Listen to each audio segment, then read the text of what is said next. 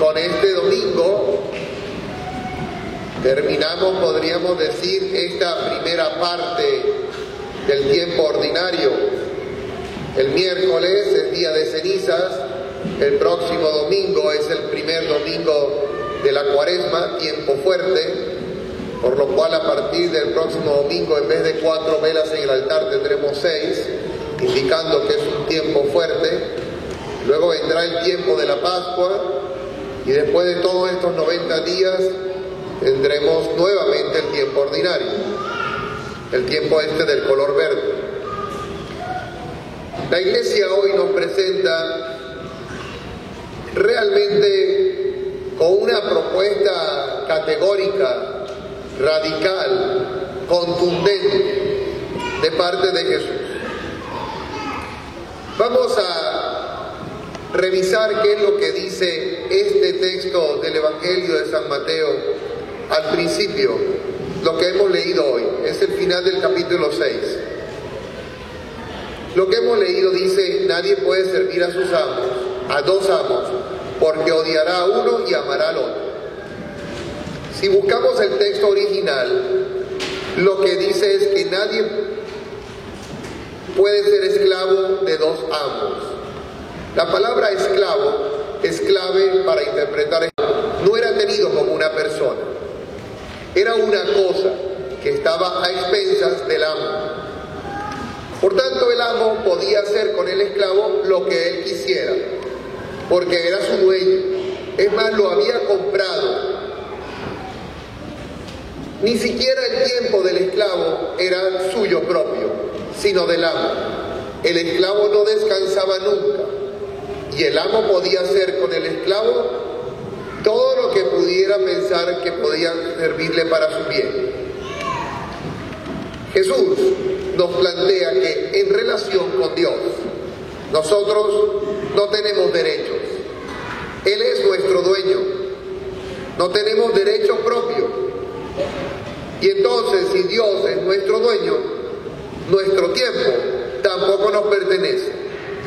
Es decir, no podemos ser cristianos por unos días o por unas horas y no cristianos por otro tiempo. Si somos de Dios, lo somos todas las horas y todos los minutos de nuestra vida.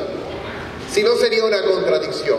Dios es nuestro dueño, no solamente porque Él nos ha creado, sino también por el bautismo. En el bautismo, Él, Dios, se ha hecho nuestro Padre, nos ha engendrado, y esta paternidad que Dios ha adquirido en el momento del bautismo sobre nosotros, le da pleno derecho a Él sobre nuestra vida. Ser cristiano, entonces, tiene que ser a tiempo completo. No podemos ser cristianos a medio tiempo, como muchos de nosotros nos puede ocurrir. Somos cristianos cuando estamos en el grupo, cuando venimos a la misa, cuando damos órdenes a los demás para que hagan lo que nosotros decimos que deben hacer. Y sin embargo, nuestra vida es un desastre. Nuestra vida no es coherente a los valores del Evangelio. También ocurre que somos cristianos a la medida que nosotros queremos serlo. Es decir, lo que a nosotros nos gusta. Leemos el Evangelio y nos aplicamos lo que nos parece que puede ser bonito. Y lo demás, que parece exagerado, lo echamos de un lado y decimos que eso es cosa de otro tiempo. Al final de esta primera parte del Evangelio de hoy, dice el Señor: no pueden servir a Dios y al dinero. Aquí, dinero significan las cosas materiales, las posesiones. ¿Cuáles son tus posesiones? ¿Cuáles son aquellas cosas que tú tienes, tus ambiciones, tus chunches de la casa, eso que tienes acumulado, que te preocupan tanto, que a veces te quitan el sueño? ¿Cuáles son los biles que tienes que pagar, que no te dejan tranquilo? ¿Es ese tu Dios verdadero, que tiene derecho sobre tu vida porque Él es tu Señor? Tu Dios será el poder en el que tú confíes, si confías en una nueva ley que transforme todo el... Sin embargo, si confías en un poder que te salvará y que te hará libre, ese será tu Dios. Vamos a ver, hay 3 principios que nos podría ayudar con respecto a los bienes. El primero es que todas las cosas creadas le pertenecen a Dios. También nosotros, todo es de Dios y nosotros sus administradores. Por tanto, todo lo que tú tienes, mucho o poco, es responsabilidad tuya administrarlo bien ante Dios y ante los hombres. Segundo, las personas siempre son más importantes que las cosas. No podemos salvar una cosa y dejar perder a una persona. Siempre la prioridad es la persona y luego la cosa. Y tercero, la riqueza material siempre es un bien en segundo lugar. Veamos, ¿cómo lo podemos aplicar en la vida diaria? ¿Cómo has obtenido tú tus posesiones? No estamos hablando de grandes cantidades. A lo mejor usted tiene grandes cantidades, pero todo esto es relativo. Lo que usted tenga, así sea muy poco, ¿cómo ha llegado a ti? ¿Ha llegado a expensas de tu honradez? Por ejemplo, ahora es tiempo de declarar los impuestos. ¿Usted está declarando impuestos o se está escabullendo y diciendo, como no tengo documentos, no pago nada ni a nadie? O usted dice, ya el gobierno tiene mucho y como yo mando a mi país, cambio los números. Y como nadie se va a enterar, pues el dinero ese de los impuestos no es tuyo, no te corresponde.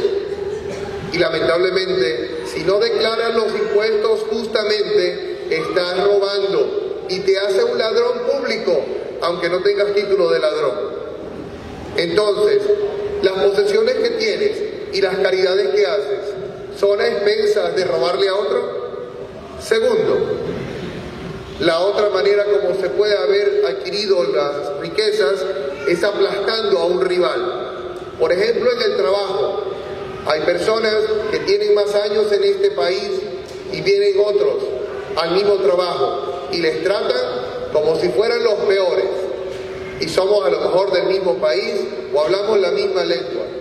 Nos echamos unos sobre otros. Nos consideramos rivales porque nos pueden quitar la mitad de la tortilla que nos queda. A veces lo poquito que tenemos es a costa de hacerle daño a otro. A veces llevándole chisme, chambre allí al jefe para que si votan al otro y me ponen a mí en su lugar.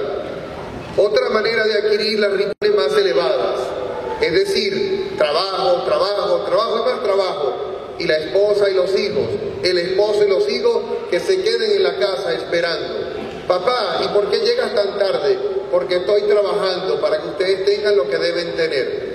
Los hijos no quieren una tableta, los hijos no quieren una casa más grande, los hijos no quieren un carro último modelo, aunque eso puede ser lo que pidan. Los hijos quieren de su tiempo, los hijos quieren de su consejo, de su presencia. Al final, de eso serán los que se acordarán y al final eso es lo que valorarán que usted les dio. Ah, pero es que tengo que producir para pagar todo lo que ustedes tienen. ¿No será que la ambición nos ha consumido en este país y por tener más hemos olvidado las obligaciones más importantes y nos hemos despegado de los valores supremos? El dinero, mis queridos amigos, no es pecado. El pecado es el amor al dinero. El pecado es esta ambición de querer tener más por miedo a quedarnos sin nada. Pero también el dinero es una responsabilidad, porque somos administradores también de lo poco que tenemos. En la segunda parte del Evangelio de hoy, el Señor dice, no se preocupen por nada. Algo parecido a lo que dice el profeta Isaías en la primera lectura. Dios nunca se olvida de ti, como una madre no se olvida de sus hijos. Y al final podríamos volver a cantar con el salmista, en Dios he puesto mi confianza. Mis queridos amigos, nuestra confianza ha de estar puesta solo en Dios, el Señor, nuestro Rey, nuestro Padre.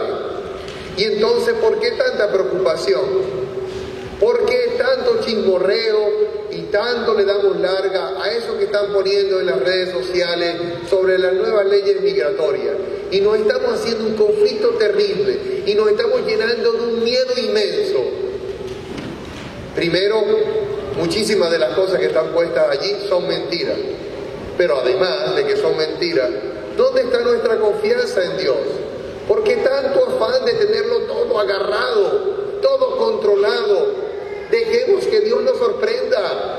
Dios nos quiere sorprender, Dios nos quiere regalar, pero no seamos como el día de la Navidad, que los niños por buscar en el closet encuentran su regalo y arruinan toda la sorpresa. A veces nosotros, por querer tener todo tan controlado, le arruinamos la sorpresa a Dios. El Señor dice, y no se visten así los lirios del campo, y no comen así los pájaros, y ni se preocupan. ¿Y ustedes por qué se preocupan tanto? ¿Por qué tenemos que tener tanto cuidado sobre las cosas que nos generan ansiedades, depresiones, angustias, y al final nos quita la alegría de la vida? La vida debería ser una fiesta.